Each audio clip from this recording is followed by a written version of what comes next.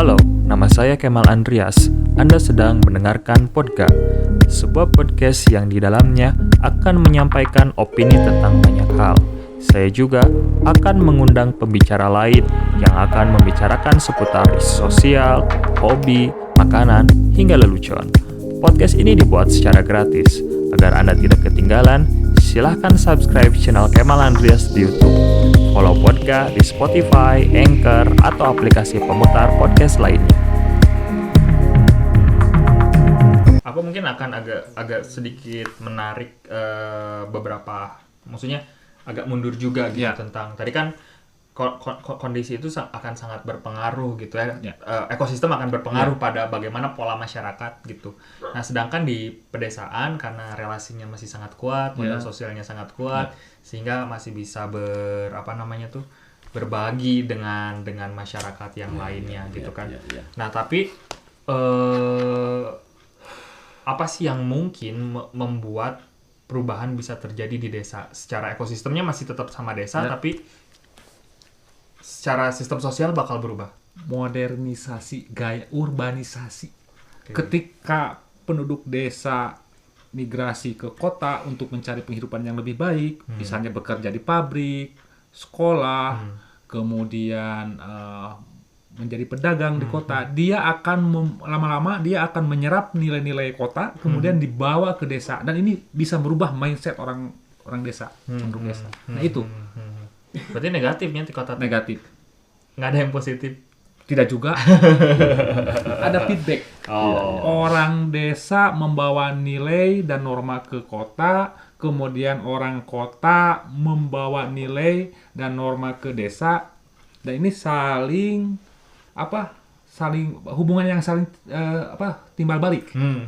Tapi masalahnya hari ini ada dominasi kultur kota ke desa. Sebagian ada dominasi. Nah, ini yang mungkin bisa membawa efek yang negatif mungkin bagi penduduk desa. Mindset berubah, kemudian gaya hidup juga berubah. Mereka juga enggan bertani, misalnya ingin ke kota. Nah, ini juga bahaya untuk keberlangsungan pangan, produksi pangan. Ketika anak muda desa sudah tidak mau berladang, bersawah, maka itu juga akan bagi orang kota itu akan membuat mereka sulit mendapatkan beras, mungkin harus impor. Iya. Nah, ini menarik.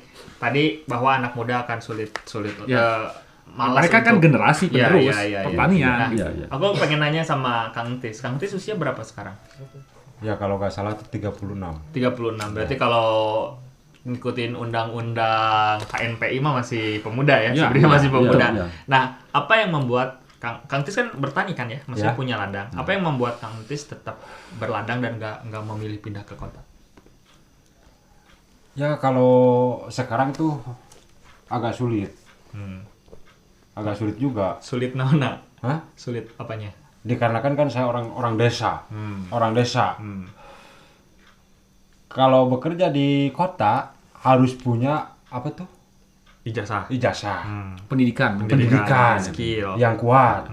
Karena saya kan dulunya tuh sekolahnya jauh.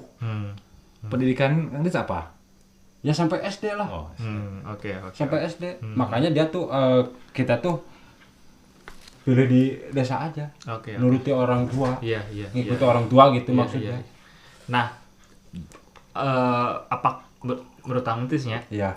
Apakah menjadi seorang petani itu menjadi pilihan satu-satunya, atau Kang Tis memilih saya memang cocoknya jadi petani lah gitu, atau kayak nggak ada pilihan lagi jadi saya petani gitu? Ya mungkin kayak macam itulah, nggak ada pilihan lagi kalau di kampung. Nggak ada pilihan lagi. Ya nggak ada pilihan lagi kalau di kampung. Seperti kita tuh tani semua. Tapi secara ekonomi terpenuhi nggak sih jadi petani? Ya kebutuhan tuh kadang-kadang bisa juga terpenuhi, kadang-kadang bisa kurang.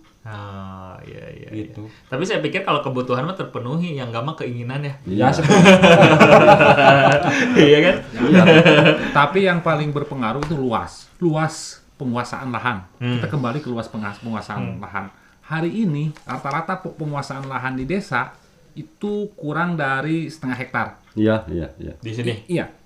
Termasuk di Cisokan, Pak? Cisokan. Iya. kurang dari setengah hektar, dan ini menjadi masalah juga. Masalah penurunan kesejahteraan petani, karena saya sudah bilang bahwa luas lahan pertanian atau hutan tetap, sementara jumlah penduduk yang harus dihidupi oleh pertanian itu semakin bertambah. Ya, ini yang disebut dengan involusi pertanian. Saya bilang kalau ada juga yang mengatakan bahwa involusi pertanian itu terjadi di sawah. Iya. Di ladang pun saya kira terjadi. Sama juga. Sama, karena gini, ketika lahan ladang itu mereka membuka lahan ladang, mereka juga melibatkan tenaga kerja upahan loh. Iya. Banyak manusia atau orang yang harus dihidupi dari satu petak ladang, dari satu petak lahan ladang. Yaitu para tetangga yang ikut bekerja di ladang. Iya. Jadi makanya tadi ya, lahan semakin lahan segitu-gitu doang, populasi tetap menambah, gitu kan.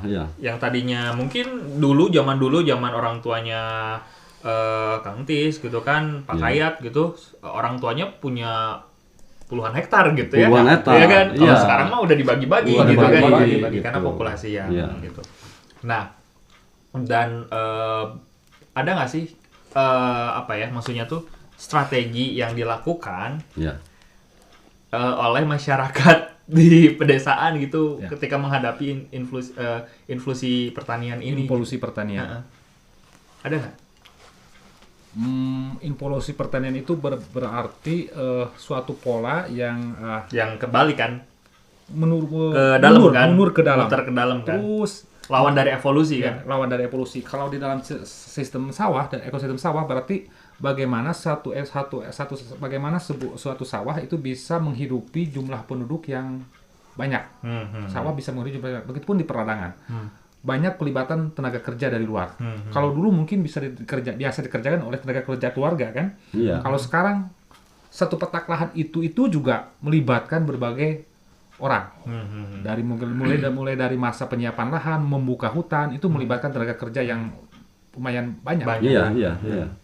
Kemudian membuka lahan juga, menanam atau ngasek dalam istilah. Iya, kalau bahasa lokal yang ngasek. Itu juga terkadang mereka melibatkan tenaga kerja dari luar. Iya. Kemudian untuk penyiangan juga. Iya. Melibatkan tenaga kerja luar. Nah, ini pola yang saya katakan mungkin baru mungkin. Kalau dulu perladangan identik dengan tenaga kerja keluarga. Nah, sekarang ada pelibatan orang lain. Itu dalam konteks good way, maksudnya positif atau gimana? Kalau dalam ini mungkin kalau dilihat dari sudut pandang ekonomi mungkin ini positif ya. Positif kalau dari sudut pandang ekonomi, karena suatu lahan ladang itu mampu menghidupi banyak orang. Kalau misalnya diganti nggak jadi ladang, tapi jadi tadi misalnya monokultur atau tanaman keras gitu. Dominan tanaman keras. Suatu petak lahan itu didominasi oleh penanaman keras. Bisa buah-buahan, bisa kayu-kayuan. Tapi bukan berarti dia menyingkirkan tanaman musiman. Tapi lebih dominan tanaman keras dan tanaman keras seperti kayu-kayuan. Itu mungkin nggak sih? Atau akan jadi keberatan gitu?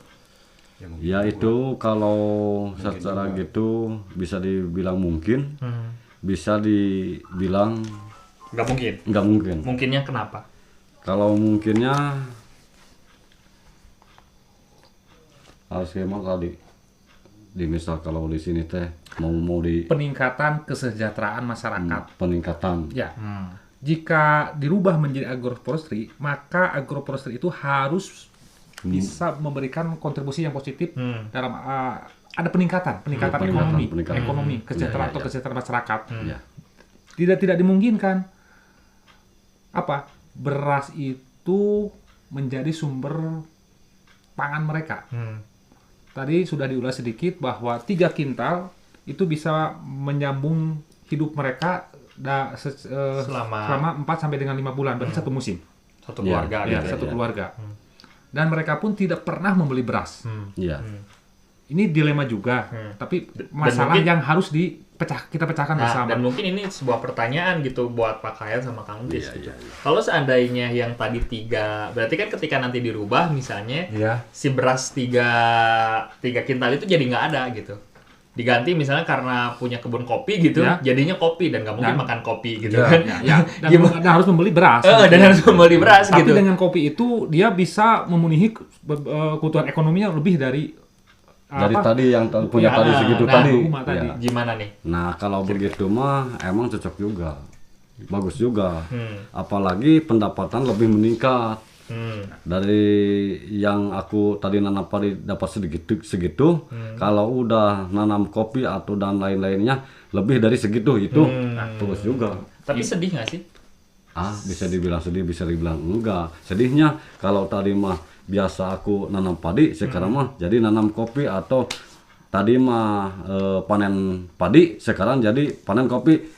Ya enggak bakal sedih itu kalau banyak. Saya ulas sedikit, ini yang disebut dengan jangan berpandangan bahwa petani itu bodoh. Jangan berpandangan, walaupun mereka tidak berpendidikan, tapi mereka mempunyai rasio. Ini yang disebut dengan rasional ekonomi. Bagaimana mereka beradaptasi dengan lingkungan baru dan memperoleh keuntungan dari sistem yang baru. Ada introduksi, dia mengambil. Ketika introduksi itu memberikan keuntungan, maka dia akan ambil. Nah, ini disebut dengan rasional ekonomi. Petani itu rasional. Jadi sebenarnya kalau kopi menguntungkan, kenapa enggak gitu ya? Iya, Nggak jadi masalah. Yang penting kalau untuk kita petani, tadinya nanam padi, sekarang misalkan nanam kopi. Tadi kok padi misalkan dapat 10 kintal nih misal sekali panen. Kopi dapat 20 kintal. Yang mending itu yang diambil. Secara kalau dikalkulasikan ke uang kan lebih besar kopi. Ya itu makanya pasti kita ambil. Betul kan Bung? Betul tidak Bung? Ya betul mungkin ya. Yang penting ada lebihnya lah. Ya. Oke. Walaupun kita tani juga kan yang diambil tuh lebihnya. Ya. Jadi sebenarnya kalau dilihat ya para petani itu sebenarnya bisa mudah beradaptasi dengan catatan ya dapat keuntungan sebenarnya gitu kan. Oke, menarik.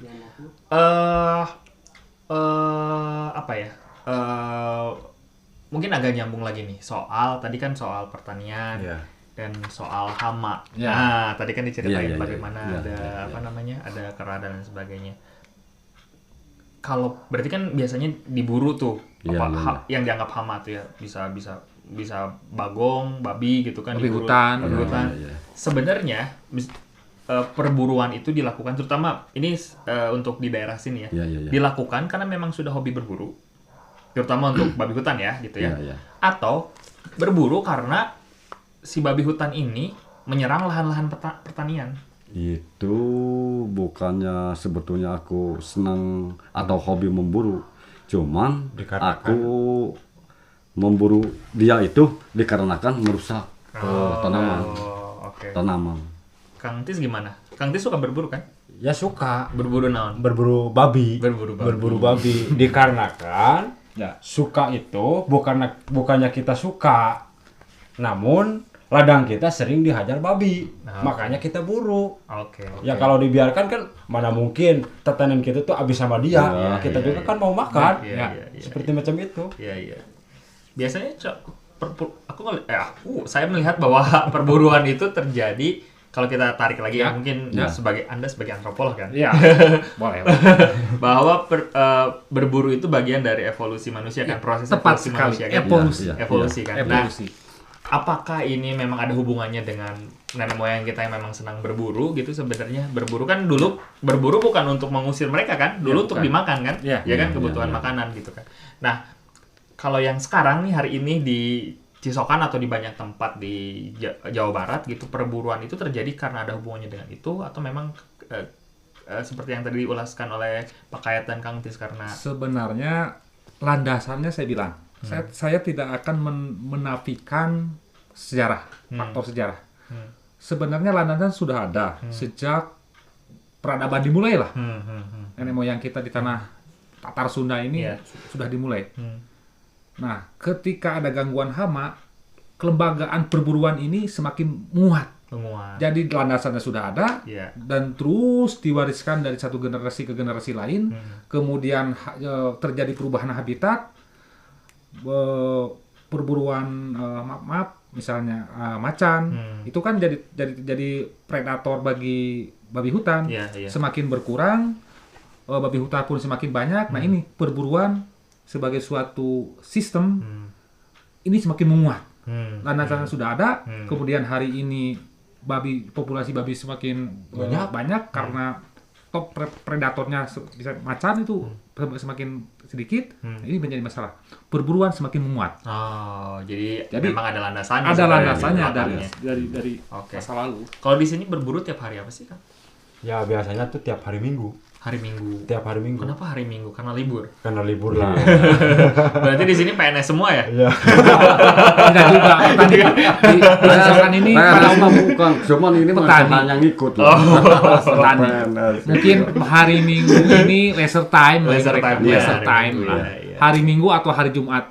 Aktivitas di ladang, di sawah itu berkurang. Jadi lebih ya. Dimanfaatkan untuk berburu. Iya. Biasanya kalau habis berburu si tangkapannya gitu itu diapain? Misalnya kayak bagong gitu ya atau babi hutan. Kalau dapat misalkan kita tuh memburu, misalkan dapat babi 1 atau 2 ekor misalkan. Jadi kalau udah mati tuh paling dikasih sama anjing aja. Sisanya dibuang aja. Enggak di enggak goreng gitu. Enggak.